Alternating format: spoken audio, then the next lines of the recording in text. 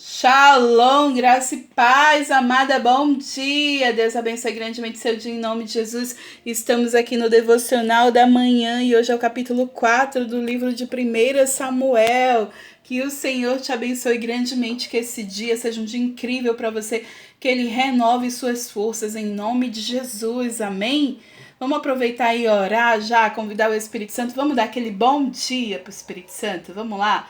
1, 2, 3 e bom dia, Espírito Santo, bom dia, querido amigo Espírito Santo, nós te chamamos mais do que tudo, que seja feita a tua vontade em nossas vidas, em nome de Jesus, que venha o teu reino sobre as nossas vidas, ministra nosso coração, nos ensina a tua palavra, nos traz discernimento, ajuda do alto, em nome de Jesus, nos enche de sabedoria.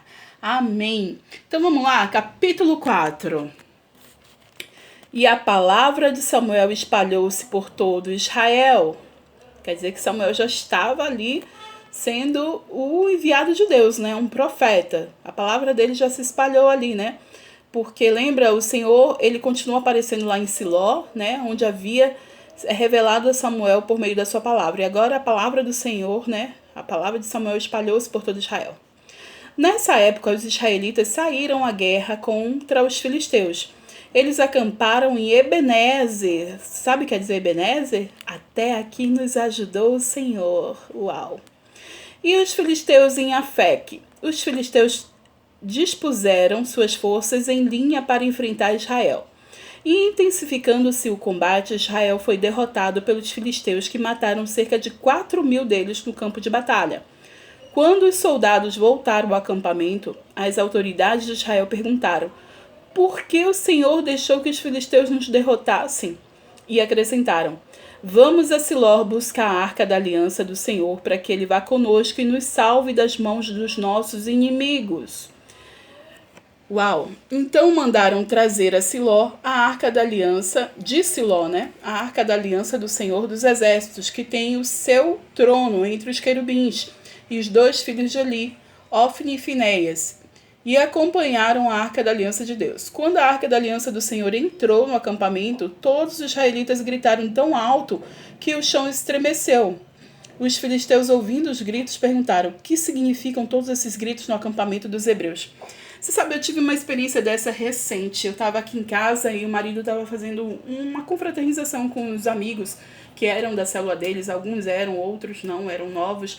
E eles estavam na laje, lá em cima. Eles estavam num festival de pizza, era tipo um rodízio de pizza que eles programaram aqui. E compraram material e o marido fez as pizzas. Eles estavam ali meio que celebrando, né, comendo. E eu estava no quarto, que é embaixo da laje. E teve um momento que meu marido deu uma palavra para eles, né, uma palavra de Deus, trouxe uma palavra, e ele aproveitou para fazer a oração de confissão ali, que os meninos repetissem isso. Eu não sabia quantas pessoas tinham lá em cima na laje, mas quando eu ouvi esses meninos repetindo, parecia que a casa estava estremecendo, parecia que era um batalhão. Eu falei: meu Deus, parece aquele batalhão dos 300, ficou ho, ho. E eu, meu Deus, quantos meninos tem aí em cima? Como foi esse rodízio de pizza? E aí eu fiquei curiosa para querer saber como é que estavam as coisas, porque parecia que tinha muita gente. Tanto que quando acabou esse momento, eu fiquei meio que espiando de longe, sabe, meio escondida, para saber quantos homens desciam. Desceram 9. Só que parecia que era uma multidão de homens. Porque quando eles começaram ali a fazer a oração de confissão, tipo: Senhor, me perdoa os meus pecados. Jesus, eu te reconheço. Pareciam que era uma multidão de homens fazendo oração de confissão, e eu achei aquilo incrível. E só uns 2 dias depois que eu e meu marido, a gente conversando sobre aquele momento, e ele disse: nossa, naquela hora eu fiquei impactado porque tava todo mundo de olho fechado, mas parecia que tinha muita gente. Eu falei: nossa, eu tava lá embaixo, eu senti a mesma coisa. Parecia uma multidão, sabe, as pessoas repetindo ali. E eu imagino aqui, né, eu tô falando isso porque foi essa sensação que os filisteus tiveram, né? Quando ouvindo os gritos, perguntaram o que significa esses gritos no acampamento dos hebreus. Não sabiam quantas pessoas tinham ali, parecia que era uma multidão. Parecia que o chão estava estremecendo. E foi essa sensação que eu tive, que a casa estremecia com aqueles 9 homens fazendo a oração de confissão. E eu, sinceramente, fiquei muito feliz, porque não era uma célula, não era um evento da igreja, não era um evento programado pela gente, mas teve salvação naquele dia. Naquele dia aparecia uma multidão de homens adorando ao Senhor, se convertendo de seus pecados e tendo suas vidas transformadas. Eu fiquei imensamente feliz. Mas eu acho que os filisteus não estavam muito não, né? Vamos seguir aqui.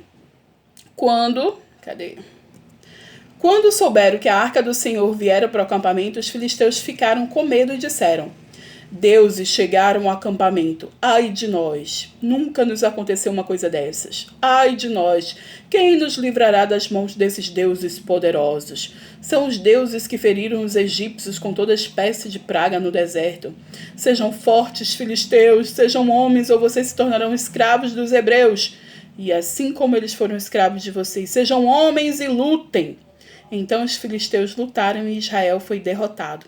Cada homem fugiu para sua tenda, o massacre foi muito grande. Israel perdeu 30.000 homens de infantaria, e a arca de Deus foi tomada, e os 2 filhos de Eli, Ofni e Finéias, morreram. Bom, os filhos de Eli já estavam marcados aqui, né, por Deus, por eles profanarem, né, o templo do Senhor, a casa do Senhor, por eles corromperem ali, por eles pedirem coisas que Deus não pedia, por eles tomarem a gordura, que era algo para queimar ali para o Senhor, né? Os holocaustos que as pessoas levavam ali, eles se corrompiam. É como se tivesse numa política corrupta, era isso que eles faziam. Então eles estavam marcados ali para morrer. A família de Eli ele já tinha aquela profecia contra a família de Eli, porque Eli fechou os olhos, passou a mão na cabeça, panos quentes, e não resolveu a situação, e Deus estava muito triste com isso. Então a gente já sabia que ia ter alguma coisa ali com os filhos de Eli. Só que o que aconteceu? Os israelitas tinham perdido a primeira guerra com os filisteus, e ali eles achavam que se levassem a arca, que é a presença do Senhor, ia mudar alguma coisa. Com certeza tem consequências que a gente vai ver aí na frente, que não era bem isso que eles deveriam fazer e eles fizeram. E por um tempo deu certo, porque assustou o adversário. Mas aí os adversários fizeram o quê? Se fortificaram mais ainda e ainda usaram de resiliência. Porque eles sabiam quem era o Deus de Israel, que tinha feito as pragas no Egito, tinha feito eles atravessarem o deserto por 40 anos, tinha feito abrir o Mar Vermelho, o Jordão, tinha caído Jericó, tantas coisas, né? E eles aqui atribuem a deuses, que eles não conheciam o Deus de Israel, mas sabiam que os israelitas tinham um Deus poderoso. E aí eles se fortificaram mais ainda, usaram de resiliência, dizer, sejam fortes, corajosos, vamos desbaratar esses inimigos israelitas hoje mesmo. E foi o que eles fizeram. E lembra você que Deus usou muito da resiliência, né? Seja forte, seja corajoso, Josué. E tantos homens Deus falou desse jeito. E agora os próprios filisteus estavam usando dessa resiliência.